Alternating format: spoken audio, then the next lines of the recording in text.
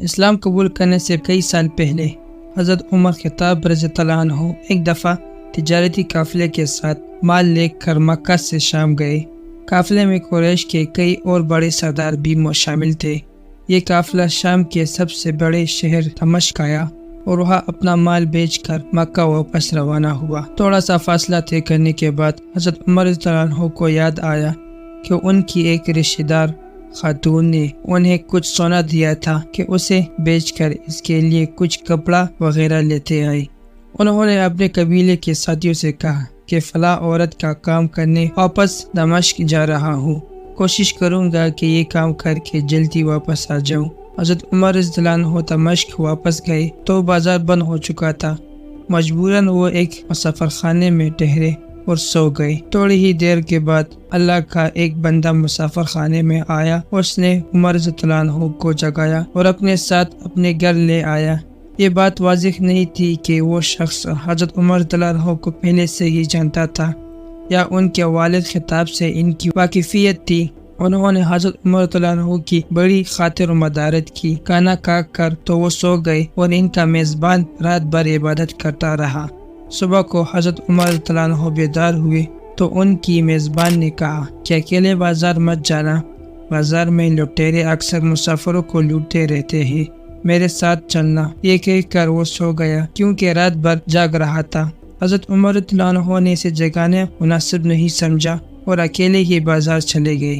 ابھی بازار کھلا بھی نہیں تھا، وہ بازار کھلنے کا انتظار کرنے لگے۔ کچھ دیر کے بعد ایسے ہی پادری اپنے نوکروں کے ساتھ آیا اور حضرت عمر رضی اللہ عنہ کی طرف اشارہ کر کے اپنے نوکروں کو حکم دیا، اس شخص کو پکڑ لو، یہ گرجے کا کام بہت اچھی طرح سے کر لے گا۔ اس زمانے میں حضرت عمر رضی اللہ عنہ تن من پہلوان تھے۔ پادری کے نوکروں نے اسے پکڑ لیا اور ایک پرانے گرجے میں لے گئے۔ پادری نے اس کو ہتھوڑا دیا اور اس کو گرجے کی ایک دیوار توڑنے پر لگا دیا۔ ایسا معلوم ہوتا تھا کہ اس جگہ پر ایک نیا گرجا بنوانا چاہتا تھا۔ حضرت عمر رضی اللہ عنہ دن بھر کام کرتے رہے۔ کئی شام جا کر چھٹی ملی، وہ تھکے ہارے واپس مسافر خانے میں آ کر بیٹھے۔ پہلے ہی دن والا نیک آدمی پھر آیا اور اس نے پوچھا کہ آپ کدھر چلے گئے تھے؟ حضرت عمر رضی اللہ عنہ نے اسے سارا قصہ بتا دیا۔ وہ شخص آج بھی ان کو اپنے گھر لے گیا اور ان کی بڑی خاطر و مدارت کی اور انہیں تاکید کی کہ کل بازار جاتے وقت مجھے ساتھ لے جانا۔ اس کے بعد وہ عبادت میں مشغول ہو گیا اور حضرت عمر رضی اللہ عنہ سو گئے۔ دوسرے دن حضرت عمر رضی اللہ عنہ بیدار ہوئے تو اپنے نیک میزبان کو سوتے پایا۔ انہوں نے اب کی بار بھی اس کو جگانا مناسب نہیں سمجھا اور اکیلے ہی بازار چلے گئے۔ اتفاقاً سے وہی پادری اپنے نوکروں کے ساتھ آیا اور حضرت عمر رضی اللہ عنہ کو پکڑ کر ساتھ لے گیا۔ ان کو غصہ تو بہت آیا لیکن کیا کرتے، غیر ملک میں وہ اکیلے تھے اور کوئی ہتھیار بھی پاس نہیں تھا۔ دوسری طرف پادری کے ساتھ 7-8 نوکر تھے اور وہ سب ہتھیار بند تھے۔ پہلے دن کی طرح حضرت عمر رضی اللہ عنہ ہتھوڑے کے ساتھ گرجے کی دیوار توڑتے رہے۔ جب دھوپ تیز ہوئی تو پادری اور اس کے نوکر انہیں کام میں مشغول دیکھ کر چلے گئے اور حضرت عمر رضی اللہ عنہ دیوار کے سائے میں دم لینے کے لیے بیٹھ گئے۔ اتنے میں وہ پادری گھوڑے پر سوار چپکے سے آیا اور حضرت عمر رضی اللہ عنہ کے سر پر ضرب لگ گئی اور کہا کہ ہم سب گھر گئے تو نے کام ہی چھوڑ دیا۔ اب حضرت عمر رضی اللہ عنہ کو صبر کی تاب نہ رہی۔ انہوں نے ادھر ادھر نظر ڈالی، ہر طرف سناٹا تھا۔ انہوں نے پادری کو گھوڑے سے کھینچ کر نیچے گرا دیا اور اس کے سر پر ہتھوڑا مارنا شروع کر دیا۔ وہ بہت چیخا چلایا لیکن اس کی مدد کے لیے کوئی نہیں پہنچا۔ حضرت عمر رضی اللہ عنہ ٹوٹی ہوئی دیوار کا ایک بھاری ٹکڑا اٹھا کر اس کے سر پر دے مارا۔ وہ پہلے ہی زخمی تھا، اب اس نے دم دے دیا۔ اس کو مرتے دیکھ کر حضرت عمر رضی اللہ عنہ تیزی سے بھاگ کھڑے ہوئے اور جس راستے سے دمشق آئے تھے وہ راستہ چھوڑ کر ایک دوسرے راستے پر چل پڑے۔ شہر سے کافی دور انہوں نے ایک خچر پر سوار رومی ملا جو روم سے تعلق رکھتا تھا۔ وہ ان کے ساتھ چلنے لگا۔ وہ کچھ باتیں کرنے لگے لیکن نہ حضرت عمر رضی اللہ عنہ کی ان کی زبان سمجھتے تھے اور نہ ہی وہ ان کی زبان سمجھتا تھا۔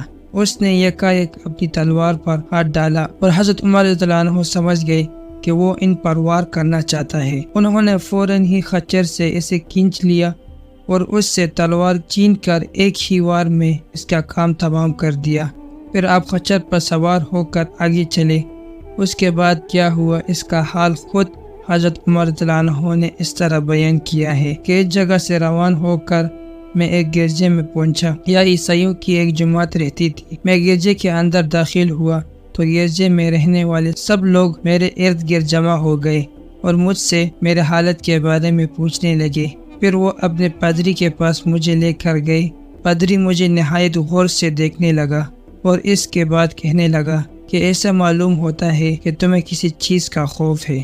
میں نے کہا کہ تم نے کیسے اندازہ لگا لیا کہ مجھے کسی چیز کا خوف ہے؟ اس نے میرے سوال کو ٹال دیا اور کہا کہ آپ جب تک چاہے یہاں ٹھہرے، آپ کو یہاں کسی قسم کا کوئی خطرہ نہیں، آپ ہماری حفاظت میں ہیں۔ پھر اس پادری نے مجھے اپنے گھر میں مہمان کی طرح رکھا اور میری نہایت ہی خاطر مدارت کی اور پھر پوچھا کہ آپ کون ہیں؟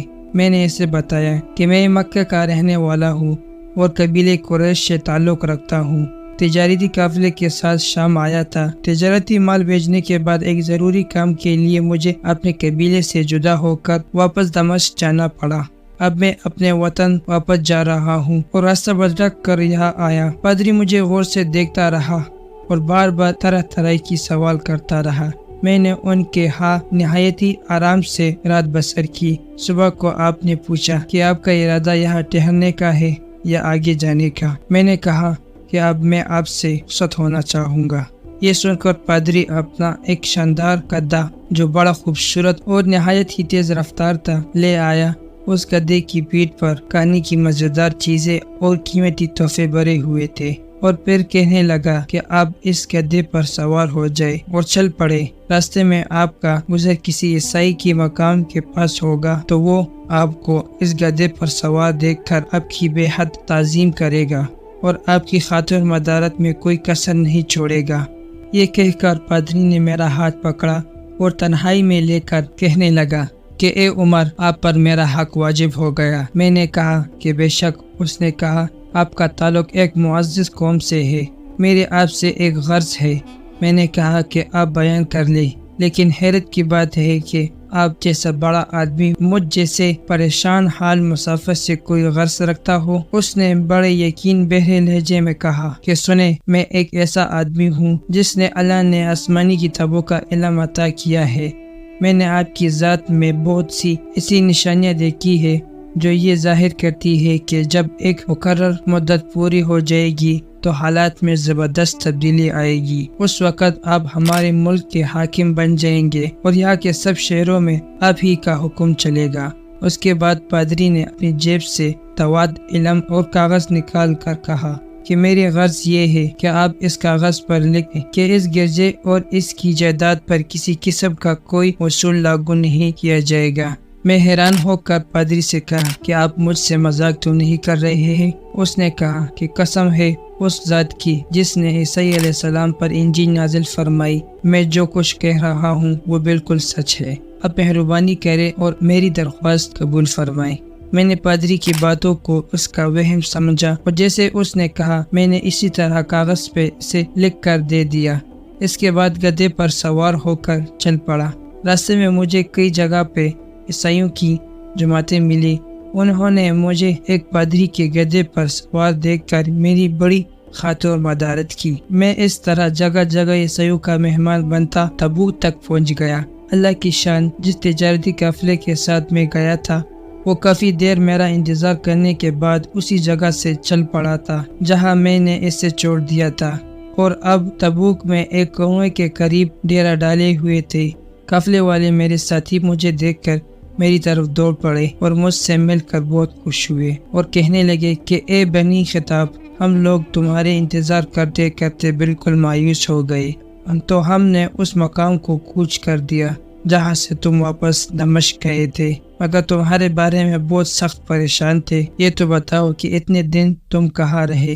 میں نے وہ تمام حالات بیان کیے جو مجھے پیش آئے، لیکن پادری سے جو میری گفتگو تنہائی میں ہوئی وہ بالکل ظاہر نہیں کی، کیونکہ پادری کے اس باتوں کو اس کا وہم سمجھتا تھا اور اس کے عقیدے کی کمزوری۔ قریش کے ایک سردار ابو سفیان بھی اس قافلے میں شامل تھے۔ انہوں نے مجھے اس شاندار گدھے پر سوار دیکھ کر کہا، ارے تم لوگ اس نوجوان کے اقبال مندی تو دیکھو، اسے کسی ایسی میدان میں چھوڑ دیا جائے جہاں نہ پانی ہو نہ سبزہ، پھر بھی اسے رزق مل جائے گا۔ پادری رخصت کرتے وقت مجھ سے کہا تھا کہ جب تم اپنے ساتھیوں کے پاس پہنچ جاؤ اور گدھے کی ضرورت نہ رہے تو اس کی رسی کو مضبوطی سے باندھ کر گدھے کو اسی جگہ پر چھوڑ دو۔ لہٰذا میں نے ایسا ہی کیا۔ یہ دیکھ کر ابو سفیان نے کہا کہ ارے تم نے یہ کیا کر دیا؟ گدھے کو اسی جگہ پر چھوڑ دیا جہاں پہ چور و چکے اور درندے اکثر گزرتے رہتے ہیں۔ میں نے کہا، اس کے مالک نے مجھے ایسا ہی کرنے کی ہدایت کی تھی، وہ اس کی عادتوں سے زیادہ واقف ہے۔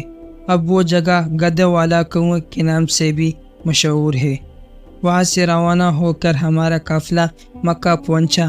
میری اور پادری کے درمیان جو گفتگو ہوئی تھی وہ مجھے بلائے نہ بولتی تھی۔ پہلے تو کئی دن تک میں نے اسے اپنے دل میں ہی رکھا، لیکن پھر مجھ سے ضبط نہیں ہوا اور یہ راز میں نے اپنے رشتہ دار خاتون کے سامنے ظاہر کیا جس نے مجھے سونا دیا تھا۔ وہ بڑی عقلمند خاتون تھی۔ اس نے مجھ سے کہا کہ اے ابن خطاب، میں تمہارے بچپن ہی سے تم میں اچھی نشانیاں دیکھ رہی ہوں۔ جب تم بہت چھوٹے تھے تو میں نے ایک دفعہ خواب میں دیکھا کہ تم اتنے لمبے ہوتے جا رہے ہو اور تمہارا قد اتنا لمبا ہو گیا ہے کہ اس نے آسمان کو چھو لیا ہے۔ یہ دیکھ کر میں نے خواب میں کہا کہ ارے یہ میرے بچے کی کیا حالت ہو گئی ہے۔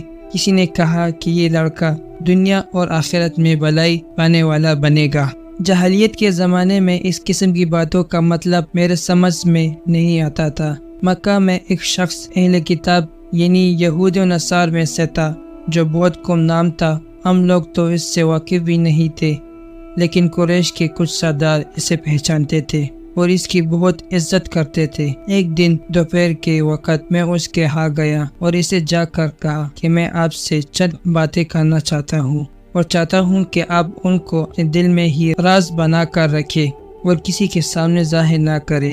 اس نے ایسا کرنے کا وعدہ کیا تو میں نے اپنے سفر کے تمام واقعات اس کے سامنے بیان کر دیے اور اپنے رشتہ دار خاتون کی خواب کا بھی ذکر کیا۔ جب میں اپنی گفتگو ختم کر چکا تو اس نے کہا کہ اپنی خطاب جس کو تم نے موصول کی معافی کا وعدہ لکھ کر دیا ہے وہ اس زمانے میں عیسائیوں کا سب سے بڑا عالم ہے۔ جو کچھ اس نے کہا وہ سچ ہے اور جلد ہی وہ سچ تمہارے سامنے آ جائے گا۔ جہاں تک تمہاری رشتہ دار خاتون کی خواب کا تعلق ہے تو اس سے یہ ظاہر ہوتا ہے کہ مکے میں بہت بڑا انقلاب آئے گا۔ زمانہ ایک نئی صورت اختیار کرے گا اور آنے والے زمانوں کے آسمان اور زمین بدل جائیں گے۔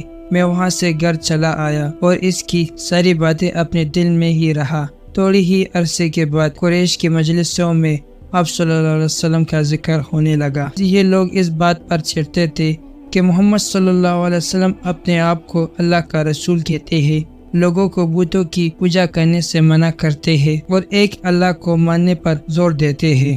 جلد ہی اللہ تعالیٰ نے اسلام کو ظاہر کر دیا اور مجھے یقین ہو گیا کہ حالات وہی صورت اختیار کر رہی ہے جس کی طرف آسمانی کتابوں کے عالم شان کے پادری نے اشارہ کیا تھا۔ نبوت کے چھٹے سال حضرت عمر رضی اللہ عنہ نے اسلام قبول کر لیا اور رسول صلی اللہ علیہ وسلم کے جانثار ساتھی بن گئے۔ 11 ہجری میں آپ صلی اللہ علیہ وسلم نے اس دنیا سے پردہ فرمایا تو حضرت ابوبکر رضی اللہ عنہ مسلمانوں کے پہلے خلیفہ بنے۔ 13 ہجری میں انہوں نے وفات پائی تو حضرت عمر رضی اللہ عنہ خلیفہ بنے۔ ان کے سفر نامے کی روایت کرنے والے راوی کا بیان ہے کہ حضرت عمر فاروق رضی اللہ عنہ اپنی خلافت کے زمانے میں شام تشریف لے گئے تھے تو ایک بہت بوڑھا آدمی جس کے بال برف کی طرح سفید ہو چکے تھے عیسائیوں کی ایک جماعت کے ساتھ ان کی خدمت میں حاضر ہوا اور عرض کیا کہ امیر المؤمنین، کیا آپ مجھے جانتے ہیں؟ حضرت عمر رضی اللہ عنہ نے فرمایا کہ اگر آپ شام کے فلاں نگر کے پادری ہیں تو میں آپ کو پہچانتا ہوں۔ اس نے کہا، جی ہاں، میں وہی پادری ہوں۔ حضرت عمر رضی اللہ عنہ نے فرمایا کہ میں نے آپ سے لکھ کر جو عہد کیا تھا وہ آج بھی قائم و دائم ہے۔ اللہ تعالیٰ نے اپنے رسول صلی اللہ علیہ وسلم کے ذریعے ہمیں عزت بخشی۔ انہوں نے ہمیں اللہ تعالیٰ کی پسندیدہ دین اسلام کی طرف دعوت دی اور ہم نے یہ قبول کی۔ آپ ہی نے مجھے ان باتوں سے آگاہ کیا تھا۔ اب آپ کو کون سی چیز اسلام سے قبول کرنے سے روک رہی ہے؟ بوڑھے پادری نے حضرت عمر رضی اللہ عنہ کی باتیں سن کر اسی وقت اپنے ساتھیوں سمیت کلمہ پڑھ کر اسلام کی دولت حاصل کر لی۔